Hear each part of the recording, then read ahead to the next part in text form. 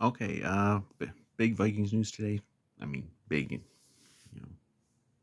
maybe with some quotation marks, but as had been rumored for a few days, we signed Daniel Jones, uh, signed him to the practice squad. Um, um, you know, without going into his backstory, like it's been a roller coaster ride for him, considering he was the opposing quarterback back in week one, and now he's a Viking. It's very strange, but I see this as an absolute zero risk uh, decision. Um, you know, and it's funny seeing some Vikings fans kind of ripping the move, saying, "Oh well, Jones has been terrible." Well, so was Sam Darnold. Sam. Almost everything you can say about Daniel Jones right now, you could say about Sam Darnold. You know, 8 months ago or whenever he signed.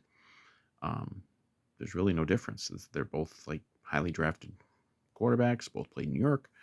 Um, both both busted. The only difference is Ed Donatel got Daniel Jones a big stack of cash. Um, you know, it's so ironic that it would be Daniel Jones ending up here because of what happened less than 2 years ago. It was not even a full 2 years ago that the Giants came in here and lit up Ed Donatel, that piece of shit. It lit up his defense and knocked and ended our fun season and knocked us out of the playoffs on our home field. And that was the game that essentially made the Giants give Daniel Jones a huge contract after that. Even though most people, you know, said it was a mistake, Jones had been not very good to that point. I mean that particular season, the Giants obviously were in the playoffs. He'd done okay, you know, but there wasn't anything indicating that he was on the verge of being an elite quarterback. But they gave him a huge contract anyway, basically because of just that one game. Because remember, the next game they went out to Philly and got the shit kicked out of them. So it really was just that one game, the playoff win here, that got Daniel Jones that big stack of cash. He's been bad ever since. Giants won what 2 games this year. Um, Now they got beat beat even worse last week without Daniel Jones. So maybe he was not the problem. And again, it's similar to with Darnold, where Darnold's in a couple of situations that are pretty bad for quarterbacks, for young quarterbacks. So is Daniel Jones. Now, you know, I certainly thought that Dayball was going to be a really good hire. I actually kind of wanted him here. He was kind of one of the guys I wanted. Um, once it became apparent that Zimmer was done, um, Dayball was one of the guys maybe that I wanted. Obviously, he doesn't have the magic with the quarterbacks that Kevin O'Connell does, and I think that's the reason that Daniel Jones picked, you know, coming here, because he could have gone someplace and had much more of a guarantee that he was going to get to play still this year. He could have gone, you know, and probably would have been to a bad team, but he could have gone somewhere. I mean, hell, he could have maybe gone to the 49ers. They might need a quarterback. Um, he could have gone various places. Where, Raiders are bad. They probably need a quarterback. Um, but I think just from his perspective, I think he made a smart decision to come here because KOC's got a little bit of the QB guru thing going here because what he has done with Sam Darnold. Other teams and other players are seeing that. They're seeing like, hey, this guy was a bust for like 4 years or whatever, and now he goes to work with Kevin O'Connell, and suddenly he's looking pretty good. Um, that could be me, and that could be a lot of quarterbacks. That's what people don't understand is a lot of these quarterbacks, especially nowadays, they get drafted. I forget where Daniel Jones was picked. I know he was top 10. They get drafted high up in the draft, obviously most of the time you're going to a bad team. If a team's drafted that high, teams that probably don't have much of a track record with quarterbacks, maybe they don't have good coaches, and you're going in there, and then a lot of these guys, they have to play right away. There's no patience um, to let guys sit. What the Vikings, their plan this year was to have Darnold be the bridge for McCarthy. Now, if everything had been playing out this way, would JJ McCarthy have been playing? I think he would have gotten in there potentially um, during Darnold's slump there for a few weeks. But most teams don't have the patience to do it, and most fan bases don't either. And a lot of this is the fans too. Fans are very impatient, you know, and they won't stand for the highly touted, highly drafted quarterback sitting and learning a little bit. And it doesn't guarantee that a guy sits for a year or 2 years.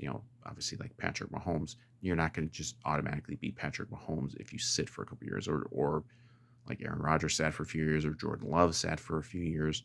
It's not guaranteed like that. But you know, I think in Jones' case, he's got money. I mean, he got a lot of guaranteed money from the Giants, so he's set financially. But what he wants is to have a career. He's not going to want this to be. He doesn't want to be just go on the scrap heap of guys who you know turned out to be busts. He wants to be the next Sam Darnold. He wants to get with a team that and a coach that can really get the most out of him. Now, the one hitch for that with Jones is he might not ever really play here because they're signing him to the practice squad for now. He could technically be signed off the practice squad for the next few weeks, so it's not even a guarantee that he will even ever play in a game for the Vikings. But I think the idea is you get him in here. Obviously Darnold is gone after the season. I think that's pretty likely. Mullins is a free agent. You got McCarthy, but you're gonna want a backup. You're gonna want something there. Maybe Jones can be that guy, and KOC ideally can have him here for a couple months. Get to work with him. Work with him a little bit. See how he does. Obviously, he's faced Jones several times. Maybe that'll just be his ceiling. Maybe Jones won't be able to do what Darnold's doing, and maybe he won't even get the opportunity. But maybe, maybe he can become like a backup quarterback, like a good backup quarterback, which is a valuable thing, and we certainly need one. I don't think there's much of a chance that he would be like snatched up by any team to be their starting quarterback next year, regardless. So I think there's a very good chance that we could keep him here as maybe next year we go in, plan JJ McCarthy. I'm a little worried about the fact that he's already had multiple procedures on his knee, but then you have Jones as your backup, and maybe he can be good, and maybe KOC, maybe this isn't a fluke thing that's happening with Sam Darnold. I mean, Kirk Cousins was not a bust, but KOC got the very best out of him. He got at least some statistical, performances out of Nick Mullins. Obviously, he turned Josh Dobbs into a very brief sensation, and now Darnold, who is, he's played a big part in this team being 9-2 so far, and maybe Daniel Jones can follow in those footsteps. And maybe he won't. It's not a guarantee. Maybe Jones is just not good. Maybe Jones is just not cut out to be a starting quarterback. Maybe he's not even cut out to be a backup quarterback. But it's an absolute zero risk move.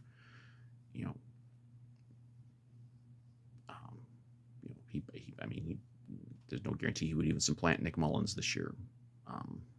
But it's just a flyer. There's no risk. I saw they're paying him like $100,000 the rest of the season, like a prorated salary. It's nothing. It's a $100,000 would be great for me, but it's nothing. It's nothing for a football team. So I love the move. It's no risk, and maybe if KOC can work his magic again, there's some high reward there, and he can be your your fallback plan next year if McCarthy either you know you know is not, the health isn't there, or he struggles, um, or he can just be a backup who, if you got to go in there, maybe he can play a little bit. So I like the move, um, and you know, what's funny is, the Vikings already are responsible for Daniel Jones getting a fast stack of cash. If he happened to do a Darnold, he could get another fast stack of cash from another non-Vikings team because of the Vikings. All we do is get Daniel Jones paid. But so yeah, I like the move, and we'll see what happens. But I mean, this isn't like a threat to Sam Darnold. I saw someone say like, Darnold's going to be mad about this or something. No, he's not. He's at this point he's a fourth string quarterback because he hasn't even above Brett Rippon yet. And I would think that the plan would be maybe for him to get there, but they know what's up, and this isn't gonna like cause any distractions with the QB room or anything like that. I think it's a good move, and we'll see if KOC can work his mojo on Daniel Jones.